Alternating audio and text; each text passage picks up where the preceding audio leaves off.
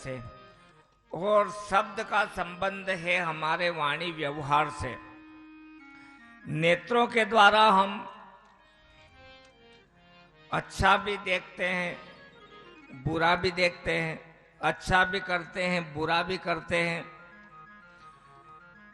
जिह्वा के द्वारा हम धर्मानुसार भक्षण भी करते हैं और अधर्म के अनुसार भी भक्षण करते हैं।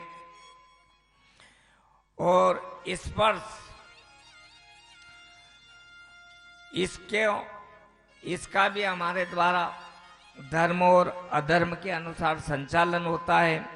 और वाणी व्यवहार में भी हमारे द्वारा अशुद्ध वाणी और शुद्ध वाणी का जो हम वाचन करते हैं, तो धुंधकारी इन्हीं पांचों वेश्याओं के साथ उपद्रव करने लगा और उसकी बुद्धि इतनी भ्रष्ट हो गई कि वो चोरी करने लगा। अब उन पांचों वेश्याओं ने चिंतन किया कि धुंधकारी अगर इस प्रकार चोरी करता रहा तो किसी दिन राजा इसको कारावास में डालेगा और इसके साथ हमको भी कारावास में जाना पड़ेगा। तो उन वेश्याओं ने शराब के नशे में धुंधकारी को बांधकर मारना शुरू किया और जले हुए अंगारों को उसके मुंह में रखकर जब तक वो छटपटाता रहा और मर नहीं गया, उसको मार दिया। और वो सभी धन को लेकर पांचों वेश्याएं वहां से चल पड़ी। कुछ समय बाद गोकर्ण जी ने जब अपने भाई की मृत्यु का समाचार सुना तो वे श्राद्ध कर्म और पिंडदान करने लगे। और अपने घर आए रात्रि में जब वो सजन कर रहे थे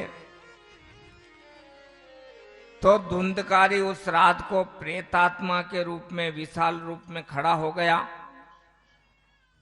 गोकर्ण जी के सामने। और गोकर्ण जी ने पूछा कि तू कौन है? तो जो आत्मा होती है उसमें बोलने की और रोने की शक्ति नहीं होती है। गोकर्ण जी ने अपने कमंडल से जल के कुछ छींटे उस धुंधकारी पर डाले। तब धुंधकारी ने कहा कि मैं आपका ही भाई धुंधकारी हूं और मैंने अपने कर्मों से ही अपने ब्राह्मण तत्व को नष्ट किया है और उन उल्टाओं ने मुझे तड़पा तड़पा कर मार डाला। गोकर्ण जी ने कहा कि भैया मैंने तेरे लिए श्राद्ध कर्म पिंडदान सभी किए। तब धुंधकारी ने कहा कि मेरी मुक्ति इन किसी भी साधन से नहीं होगी क्योंकि मैंने ब्राह्मणत्व नष्ट किया है। गोकर्ण जी को बड़ा दुख हुआ। तब उन्होंने अपने गुरु भगवान सूर्यदेव से पूछा कि हे भगवान, मेरे भाई के लिए आप मुक्ति का उपाय बताएं। तब भगवान सूर्यदेव ने सप्ताह भागवत कथा का गोकर्ण जी से कहा।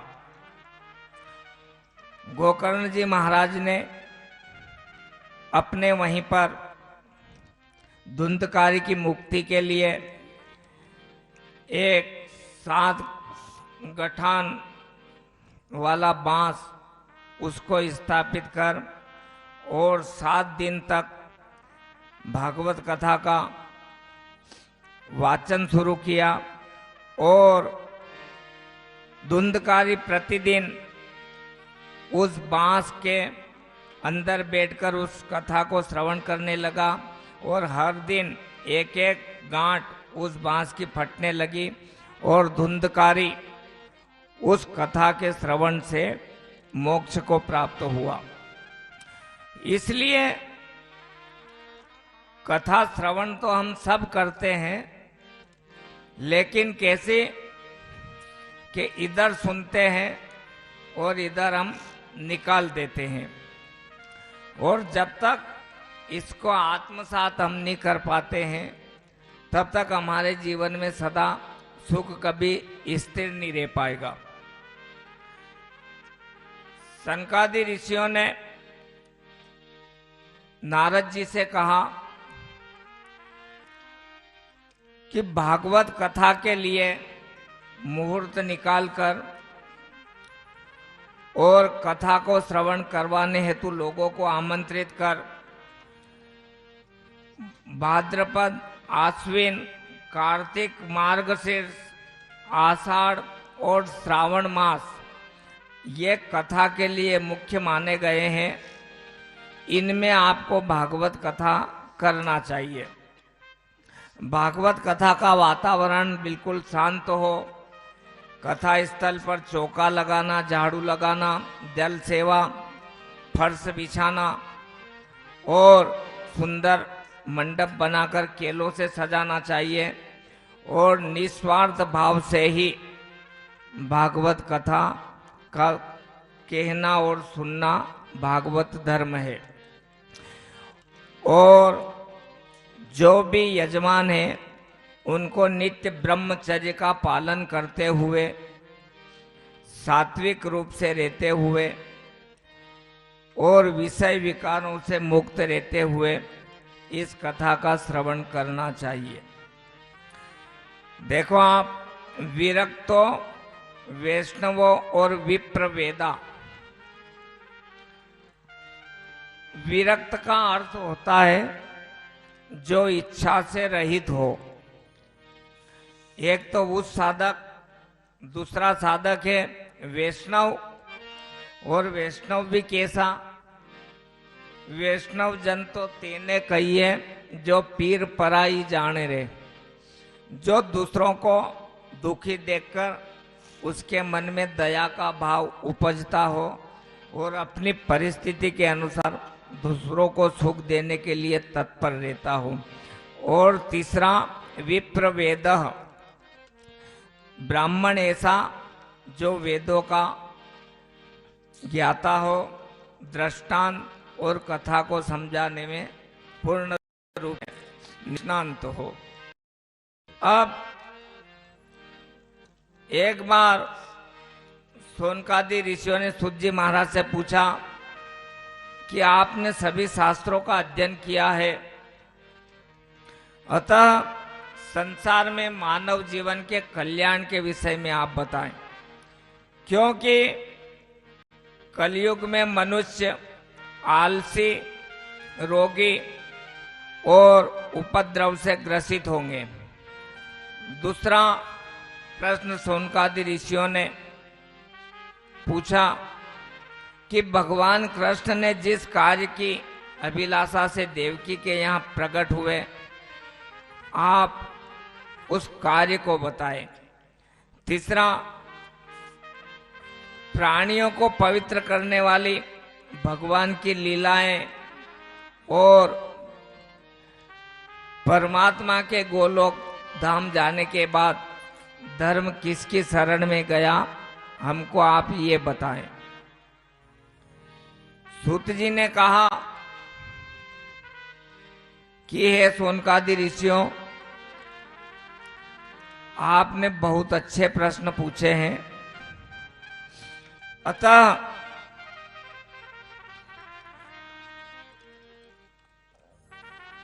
वक्ता को सर्वप्रथम नर नारायण और सरस्वती देवी की जय जयकार करते हुए भगवान की लीलाओं को श्रवण करवाना चाहिए। सोनकादि ऋषियों ने कहा कि हे सूत जी, इस पुराण की व्यास जी ने किसकी प्रेरणा से रचना की थी और इसकी रचना का क्या महत्व था? सूत जी ने कहा कि माता के गर्भ में 12 वर्ष रहने के बाद जब सुखदेव जी बाहर नहीं आए, तब व्यास जी ने उस गर्भ को बाहर आने के लिए कहा, लेकिन सुखदेव जी ने अंदर से ही कहा कि अगर मैं बाहर आ गया तो मुझे परमात्मा की माया सताएगी और मैं इस माया के चक्कर में पड़कर अपने लक्ष्य को भूल जाऊंगा, और इसलिए मैं बाहर संसार में आना नहीं चाहता हूं। हाँ, यदि द्वारकाधीश इसका आश्वासन दे तो मैं बागता के गर्भ से बाहर आऊंगा। उसके पश्चात स्वयं नारायण ने जब सुखदेव जी को आश्वासन दिया तो वो माता के गर्भ से सीधे जंगल की ओर बढ़े गए। अब जंगल की ओर जब वो जा रहे थे तो रास्ते में कुछ सरोवर में मातृशक्ति स्नान कर रही थी। सुखदेव जी को देखा तो माताएं पूर्ववत स्नान करती रही, लेकिन जब सुखदेव जी के पिता व्यास जी सुखदेव जी के पीछे दौड़ने लगे और मातृशक्ति ने जब उन व्यास जी को देखा तो सरोवर से बाहर निकलकर शीघ्रता से वस्त्रों को धारण करने लगी। व्यास जी ने कहा कि अभी अभी जो मेरा पुत्र गया तो आपने वस्त्र नहीं पहने, जो कि जवान था, और मैं वृद्धावस्था को प्राप्त हूं, तो भी आपने मुझे देखकर ये वस्त्र धारण करने लगी। मातृशक्ति ने कहा कि ऋषिवर, आपका जो पुत्र है सुखदेव जी, उनमें जीव मात्र के लिए भेदभाव नहीं है। उनकी दृष्टि में स्त्री और पुरुष इनमें कोई भेद नहीं है, लेकिन आप में भेद दृष्टि होने के कारण हम इन वस्त्रों को धारण करने आई। व्यास जी दुखी हो, हे पुत्र ऐसा चिंतन करते हुए सुखदेव जी के पीछे भागे जा रहे। रास्ते में ही व्यास जी का नारद जी से मिलन हो गया। व्यास जी ने नारद जी से पूछा कि सुखदेव जी को कैसे मैं भागवत का अध्ययन कराऊं। नारद जी ने कहा कि हे व्यास जी, अपने कुछ शिष्यों को भेजकर आप भागवत के सुंदर श्लोकों का वाचन करवाएं, जिनको सुनकर सुखदेव जी प्रसन्न होंगे और आपके पास आ जाएंगे। नारद जी के कहे अनुसार व्यास जी ने अपने शिष्यों को सस्वर उन श्लोकों का उच्चारण करने को कहा। वर्हा पीठम नटवर वपुः कर्णयोः कर्णिकारः विभ्रद्वासः कनक कपिसम वेजयंतीम च मालाम। जब एक श्लोक में व्यास जी के शिष्यों के द्वारा भगवान की सुंदर झांकी का वर्णन किया गया तो सुखदेव जी बहुत प्रसन्न हो गए और चिंतन करने लगे कि जब भगवान की झांकी और लीला इतनी अद्भुत है तो प्रभु के कार्य कितने अद्भुत होंगे। इतने में व्यास जी के शिष्यों ने फिर दूसरे श्लोक का सस्वर उच्चारण शुरू किया। अहो वकीयम स्तन कालकूटम जिधांस यापाय यदप्य साध्वी लेभे गति धातृचित्ताम ततो अन्यम कंग वा दयालु शरणम वज्रेम। दूसरे श्लोक में जब पूतना की मुक्ति का वर्णन किया गया तो सुखदेव जी दौड़ते हुए उन व्यास शिष्यों के पास आए और पूछने लगे कि आप लोगों को ये इतने सुंदर श्लोक कहाँ से प्राप्त हुए। शिष्यों ने कहा कि हमारे गुरुजी के पास 18,000 श्लोक हैं और आप उनके पास चलें। तब सुखदेव जी अपने पिता व्यास जी के पास आए और बड़े स्नेह के साथ अपने पुत्र सुखदेव जी को भागवत का ज्ञान कराया। सोनकादि ऋषियों ने पूछा कि हे सूत जी, जो सुखदेव जी पागलों जैसे दिखते थे और राजा परीक्षित तो भक्तों में श्रेष्ठ थे, उनके पास कैसे गए और कैसे कथा श्रवण करवाई, और राजा परीक्षित ने किस प्रकार सरलता के द्वारा अपने राज्य की लक्ष्मी का त्याग किया। सूत जी ने कहा कि मेरे पिता रोमहर्षण के द्वारा जब इतिहास पुराण आदि का वर्णन किया गया तो लोग इनका गलत अर्थ निकालने लगे। तब मैंने महाभारत की रचना की, लेकिन मेरे को इस रचना से भी शांति नहीं मिली और मैं बिल्कुल उदास था। उसी समय वहां पर नारद जी आ गए। मैंने नारद जी से पूछा कि हे मुनि, मेरे द्वारा 17 पुराण, वेद, उपनिषद सभी की रचना की गई, लेकिन मेरे मन को शांति नहीं मिल रही है। तब नारद जी ने व्यास जी से कहा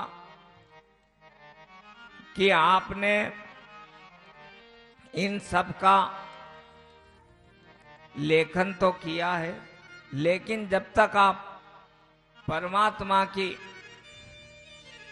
जो लीलाएं हैं उनकी रचना नहीं कर पाते हैं, वहां तक आपके जीवन में शांति नहीं आ सकती है।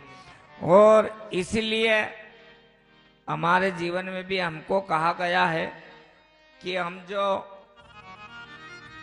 व्यर्थ की बातें, व्यर्थ का चिंतन, इन सभी विषय वस्तुओं में जुड़े रहते हैं तो कुछ समय के लिए हमारे जीवन में इनका त्याग होकर और केवल परमात्मा के भजन से जुड़ने की जब हमारे जीवन में इच्छा जागृत हो, तभी हमारे जीवन में हमारे मन को शांति की प्राप्ति हो सकती है। देखो आप, जिस भजन में राम का नाम न हो, उस भजन को गाना ना चाहिए। जिस भजन में राम का नाम न हो, उस भजन को गाना ना चाहिए। चाहे कितना ही बेटा प्यारा हो, उसे सिर पे चढ़ाना ना चाहिए। चाहे बेटा कितना प्यारा हो, उसे सिर पे चढ़ाना ना चाहिए। बेटी कितनी प्यारी हो, उसे गली घुमाना ना चाहिए। चाहे बेटी कितनी प्यारी हो, उसे गली घुमाना ना चाहिए। हरि बोल। जय हो।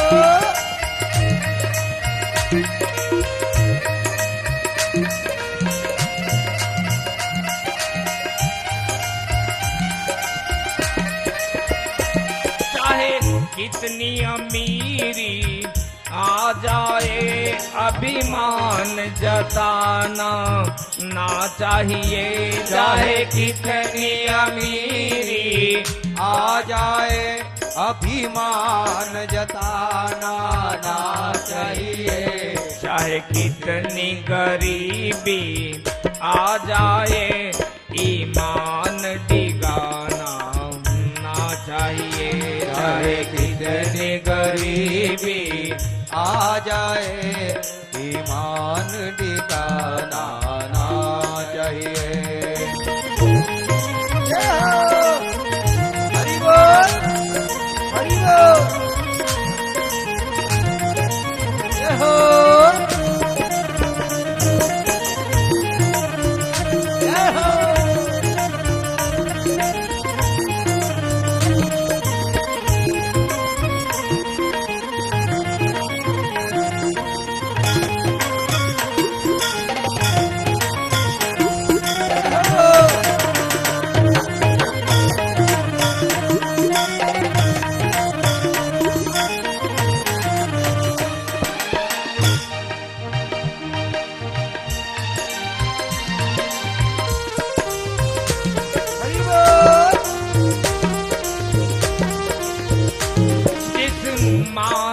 हमको जन्म दिया, दिल उसका दुखाना ना चाहिए। जिस माँ ने हमको जन्म दिया, दिल उसका दुखाना ना चाहिए। जिस पिता ने हमको पाला है, उसे कभी सताना ना चाहिए।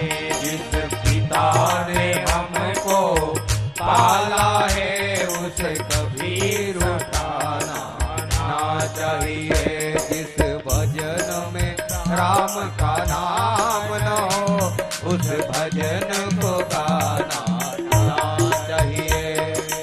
हरि बोल, जय हो, जय हो।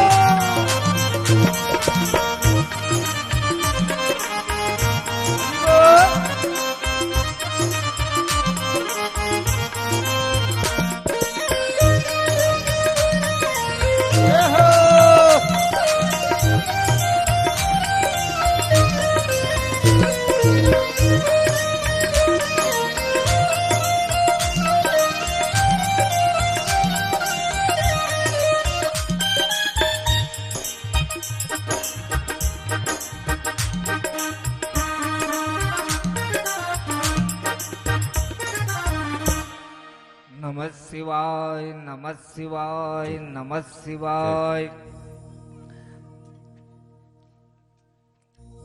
नारद जी अपने पूर्व जन्म के बारे में बताने लगे। नारद जी ने कहा, पूर्व जन्म में मैं वेद पाठी ब्राह्मणों की दासी के यहाँ पैदा हुआ था, और जब मैं बालक ही था तो मेरी माता ने मुझे संतों की सेवा में लगा दिया था, और उन संतों की सेवा के कारण ही उनके जूठन को मैं पा लिया करता था। उनके द्वारा किए जाने वाला कीर्तन सत्संग श्रवण कर मेरी बुद्धि निर्मल होने लगी।